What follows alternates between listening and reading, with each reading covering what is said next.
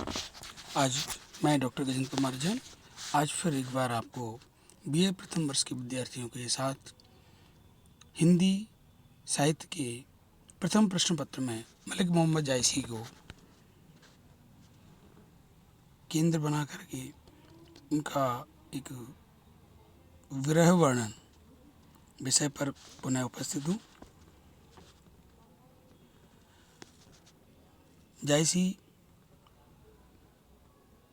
की ख्याति, प्रसिद्धि और पहचान का आधार प्रेम मार्ग में आई हुई व्यवधान, बाधाएं और उन व्यवधान बाधाओं के फलस्वरूप उत्पन्न विरह पीड़ा की अभिव्यक्ति वो जायसी की ख्याति का मुख्य आधार है।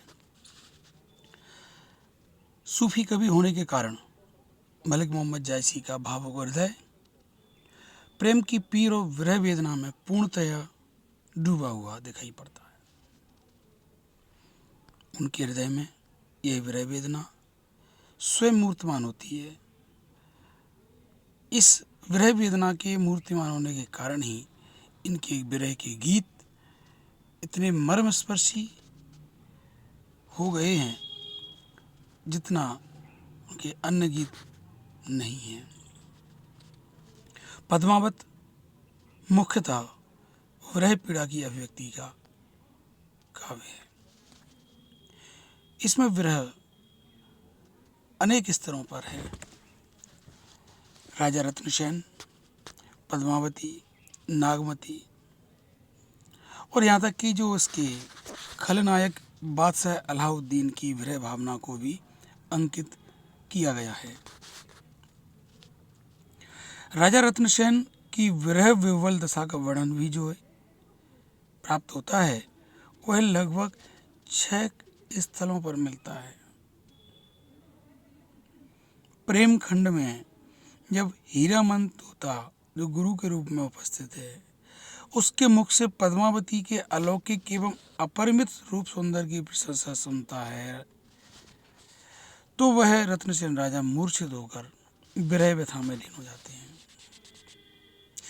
दूसरी स्थल पर राजा गजपति खंड में गजपति से वार्तालाप करते समय रत्नसेन की विरह विह्वल स्थिति का चित्रण आता है।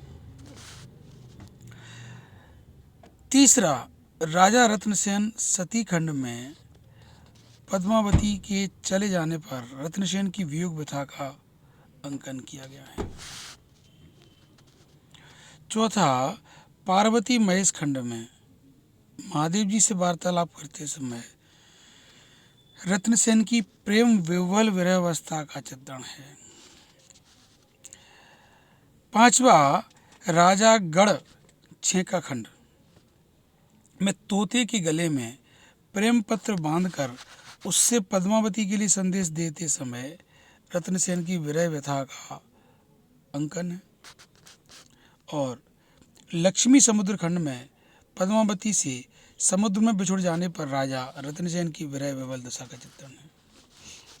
ये तो रत्नसेन के पक्ष से विरह वर्णन की बात जायसी ने अभिव्यक्त की है।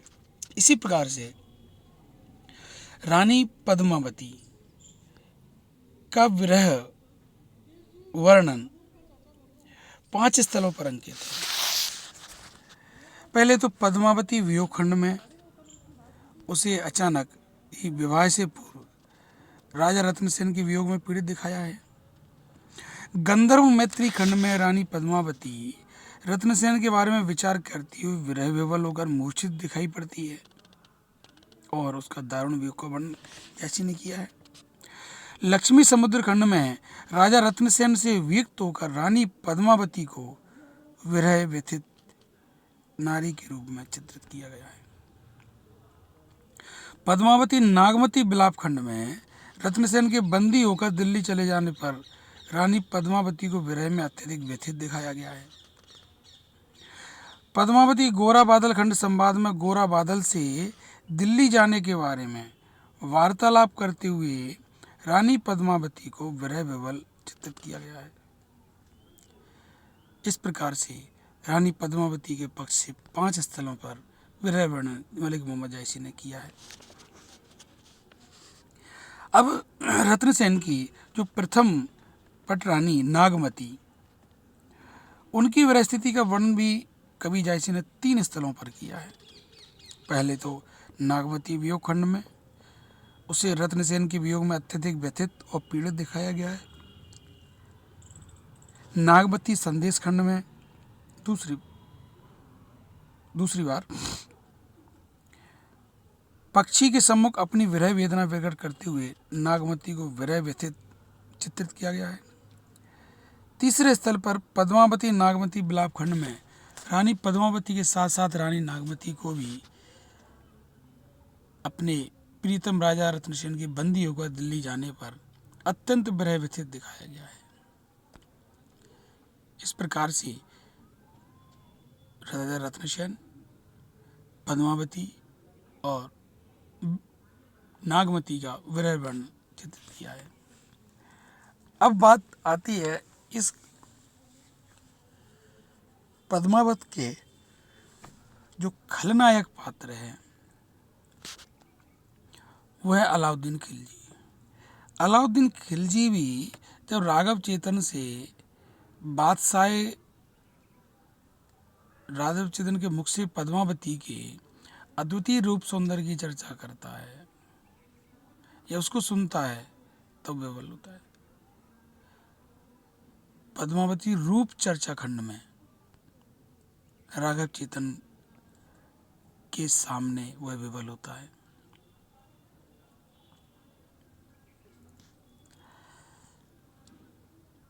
और जब इस तरह जायसी ने विभिन्न पात्रों के माध्यम से अपने हृदय में स्थित विरह विवलता का एवं प्रेम की पीड़ा को अभिव्यक्त किया है। इनमें से इन सभी वियोग वर्णनों में सर्वोत्कृष्ट जो विरह व्यथा है, वियोग वर्णन है मलिक जायसी की तरफ से, वह है नागमती का विरह वर्णन। वह नागमती विशुद्ध भारतीय प्रेम पद्धति में रची पगी अपने पति के विछोह में अत्यंत करुणा के साथ अपनी विरह व्यथा प्रकट करती है। उसकी पवित्र पुनीत आंसू की जो अजस्र प्रबल धारा में सुनने वाले पढ़ने वाले भावों का हृदय निमग्न हो जाते हैं और अपने सद्बुद्ध को बैठते हैं। इसीलिए नागमती का वियोग वर्णन हिंदी साहित्य की अद्वितीय अनमोल धरोहर है। विरह विवेचन की दृष्टि से उसे हिंदी साहित्य की अनुपम निधि ठहराया गया है। सामूहिक रूप से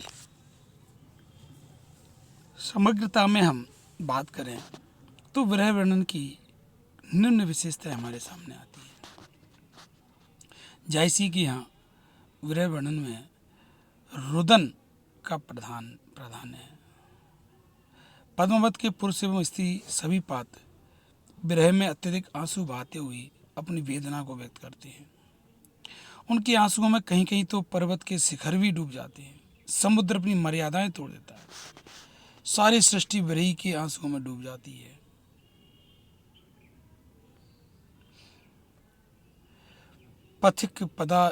पदिक पदार्थ करहूं खोवा, टूटे रत्न तस्य रोवा। गगन मेघ जस बरसे भला, भूमि पुरुष सलिल वही चला।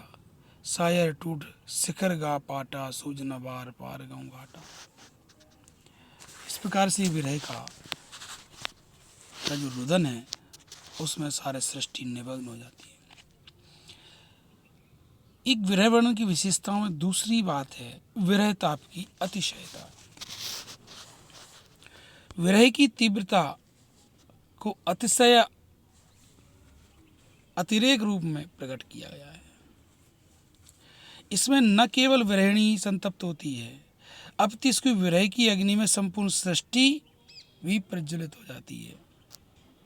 इसी कारण नागमती के विरह की आग में न केवल उस विरहिणी को ही जलता हुआ दिखाया, अपितु सृष्टि के अन्य पदार्थों को भी जलता हुआ दिखाकर विरह ताप की अतिशयता का वर्णन किया गया है। कौए का काला हो जाना, बादलों का काला हो जाना, ये नागमती की विरह के कारण है। अस पर जरा विरह कर गठा, मेघ साम भय भूम जो उठा, धूम जो उठा। नागमती की विरह की पीड़ा से जो धूम उठा, विरह की ज्वाला से, उससे सारे आसमान श्याम हो गए। दाड़ा राहु केतु गागा दागा, राहु और केतु में भी दाग इसकी विरह से ही आए। सूरज जरा चांद जर यादा, चांद में भी दाग इसी विरह से ही आए। और सब नखत तराई जरई, टूटे लोग धरन में ही पर्याई। इस प्रकार से वह अतिशय वर्णन करते हैं। तीसरी बात, विरह की सर्वव्यापकता। अब विरह की आग में संपूर्ण सृष्टि को ही प्रज्वलित होते हुए दिखाया है।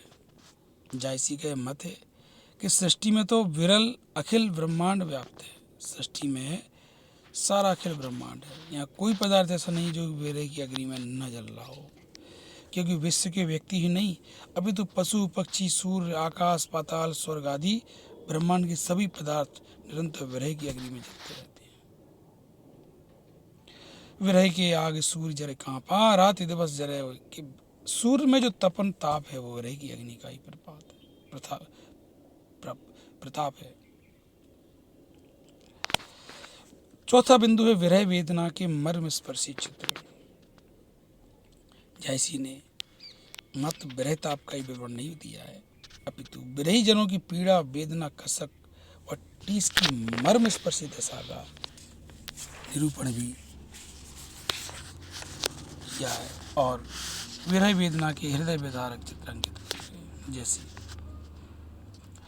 रत्नसेन के हृदय में विरह की पीड़ा की जागृत होती, उनकी कैसी दारुण दशा उत्पन्न होती है।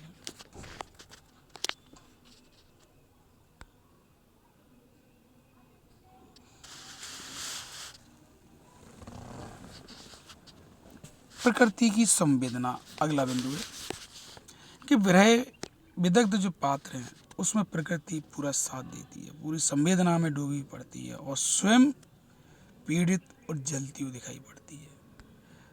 पद्मावत में पशु पक्षी, पेड़ पत्ते, पौधे, लता पुष्प आदि प्राकृतिक पदार्थ विरही जनों के निकट संबंधी बन गए हैं और विरही जनों की पीड़ व्यथा बड़ी तत्परता के साथ सुनते हैं। इसी कारण नागमती के विरह संदेश को सुन सुनकर पक्षी उनके विरह की आग से जलने लगते हैं, वृक्ष अपने पत्ते गिराने लग जाते हैं।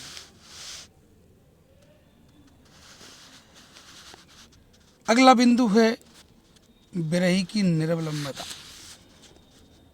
विरही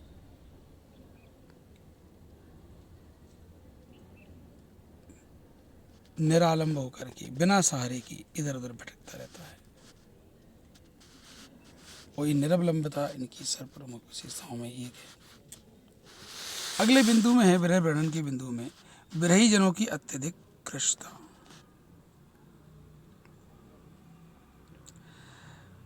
विरह की जो पीड़ा है उसका व्यापकत्व प्रभाव इस प्रकार से है कि उस विरही की का शरीर पूरा कृश हो जाता है। नागवंती बेचारी जलकर कोयला हो जाती है। उसके शरीर में तोले भर भी मांस नहीं रहता, रक्त की बूंद नहीं रहती है और सारा शरीर गल गल कर छीन जाता है। दई कोयला वही कत स्नेहा, तोला मांस हो रही नहीं देहा, रक्त न रहा विरह तन जरा, रति रति होई नैन न डरा। इस प्रकार से विरही जन का शरीर अपने प्रेमी की पीड़ा में अत्यंत कृश हो जाता है। पद्मावती का शरीर भी अपने प्रीतम के वियोग में सूख कर रस्सी जैसी दुर्बल हो जाती है। ले जुर भई नाई बिन तोई, कुआं परी दर काढ़ी मोई। अब अगला बिंदु है 30 त्योहारों के माध्यम से विरह की अधिकता का चित्रण। यह चित्रण एक मनोवैज्ञानिक चित्रण है जिसमें विरह की पीड़ा को अत्यधिक उग्र प्रचंड रूप से दिखाया जाता है। प्रायः संयोग के सुखद उत्सव, 30 त्योहार पर्व आदि जब आते हैं तो जो वियोगी जन हैं वो अत्यंत बेचैन और व्यग्र हो जाते हैं। तीज त्योहार, रीति रिवाज, उत्सव, जहाँ अपने जो प्रेमियों के साथ हैं उनके लिए तो उत्सव हैं, उनके लिए अभिशाप बन जाते हैं। नागमती की तीव्रतम पीड़ा एवं असंवेदना की अतिशयता। जैसी कवि इस प्रकार कहते हैं, अब हूँ निठुर आऊ यही वारा, परब देवारी हुई संसारा। सखी झुमक गावें अंग मोरी, हों झुरावें बिछरी मोरी जोरी। एक सर्व प्रमुख विशेषता जैसी की है वो यह है विरह वर्णन में कि वो विरही पात्र कितने भी उच्च कुलीन हो, राजघराने से ही क्यों ना हो, वो एक साधारण स्थिति में आकर के अपनी पीड़ा को व्यक्त करते हैं। वो आम जन के बीच में आकर के आम जन की बात को इस प्रकार से व्यक्त करते हैं कि वो आम जन भी उनसे अपनी तरह ही व्यवहार करते हैं और साधारणीकृत होते हैं। राजा रानी जैसे उच्च संपन्न पात्र भी साधारण पुरुष स्त्री की भांति दिखाए जाते हैं। दास दासी नौकर चाकर सूर सामंत आदि के रहते हुए भी चित्तौड़ की महारानी वर्षा ऋतु के आते ही उसे सबसे बड़ी चिंता ये आती है कि उसके घर का छप्पर कौन बांधेगा, से पुकारती है। और इन सब के बावजूद इनकी विरह वर्णन में कहीं स्थूल मादकता नहीं है, अश्लीलता नहीं है, सात्विक वर्णन, भोग विलास की प्रधानता नहीं है। सारे विरही वियोग की अग्नि में जलकर इतने पवित्र, विनम्र, इतने शुद्ध, सात्विक बन जाते हैं कि उनके हृदय में गर्व एवं अहंकार लेस मात्र नहीं रहता। पांचों इंद्रियों के विषय और भोगों के प्रति उनमें तनिक भी रुचि नहीं है और वो विरह के ताप में जल करके कुंदन की तरह पवित्र हो जाती है।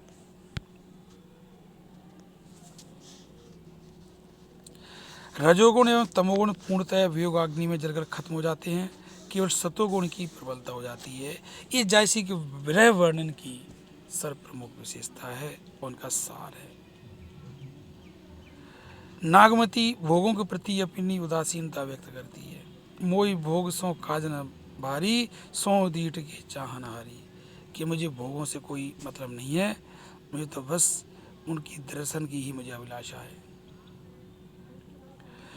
वह अपने शरीर को जलाकर भस्म कर देना चाहती है और सात्विक कामना करती हुई कहती है, पवन से कहती है कि मेरे इस भस्म को चारों ओर उड़ाकर बिखरा दें, जिससे कि अब भस्म उड़कर उस मार्ग पर जा गिरे जिस पर मेरे प्रियतम अपने पैर रखकर चल रहे हों।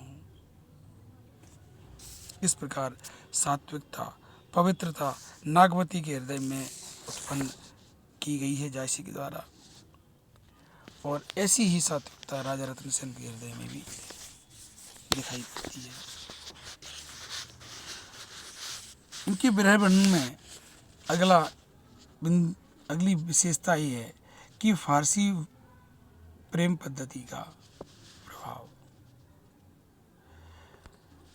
ये विरह वर्णन का जो अतिरेक, अतिशयता, ऊहात्मक वर्णन है वह प्रेम की पीर के अधिक का वर्णन है, और आंसुओं के स्थान पर रक्त की धारा बहने का वर्णन है, वह फारसी मसनवी शैली का प्रभाव है। राजा रत्नसेन पद्मावनी के विरोह में जब रोता है तो आंखों से खून की झड़ी लगती है, उसका वस्त्र तक लाल हो जाता है। नैने चली रकत की धारा, कंथा बीज भयो रत्नारा। ऐसे ही नागवती भी वियोग में कोयले की तरह कूकती रोती है, उसकी आंखों से खून के आंसू बनते हैं और भूमि पर गिरने पर घुघुंची या गुंजा के ढेर लग जाते हैं। कुहू कुहू जैसे कोयल रोई, रकत आंसू घुघुंची बन बोई, जह जह ठाड़े होई बनवासी, तह तह होई घुघुंची की राशि।